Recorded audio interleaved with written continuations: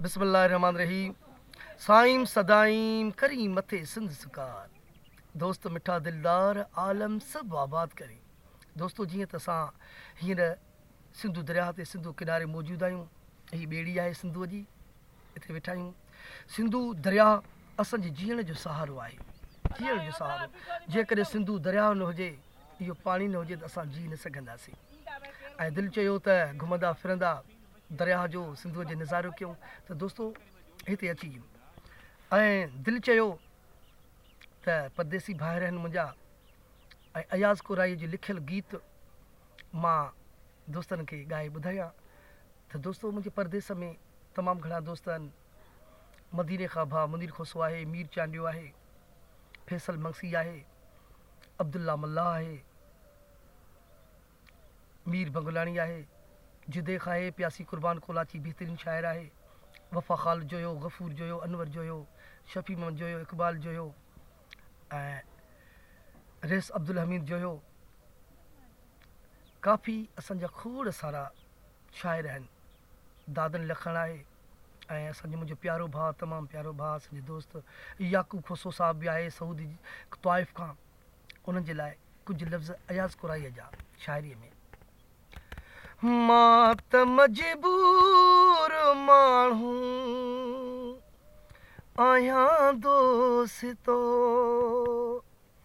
मां त मजबूर माण्हू आहियां दोस्तो, मजबूरीअ जी ख़ातिर हां परदेस में, हो मिलिया ॾुख जॾहिं खां मॼायो वयां, हो मिलिया ॾुख जॾहिं खां मॼायो वयां, चार पैसा कमाइण लाइ आयो आहियां, मां त मजबूर माण्हू आहियां दोस्तो।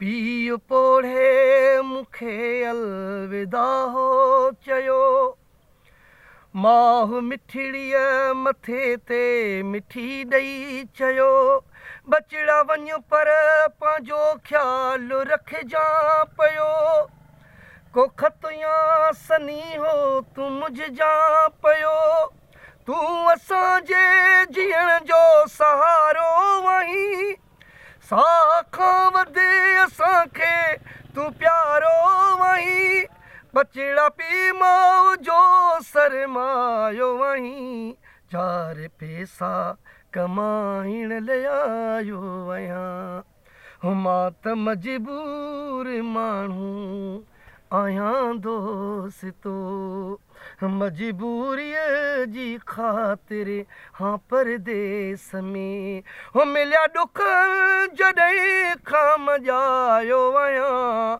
हो मिलिया ॾुख जॾहिं खां मॼायो आहियां, चार पैसा कमाइण लाइ आयो आहियां। दोस्तो इहो अयाज़ कुराई जो लिखियलु गीत।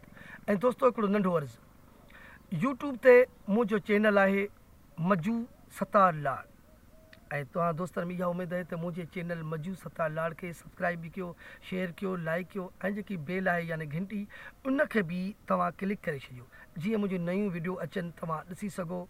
ऐं तव्हांजे साथ जी मुंहिंजी ज़रूरत आहे, तव्हां दोस्तनि जी वॾी महिरबानी ऐं उमेद आहे त मुंहिंजे चैनल खे सब्सक्राइब ज़रूरु कंदा। लख थोरा लख अहसान मूं ते मुंहिंजे मारूड़नि जा। जय सिंध।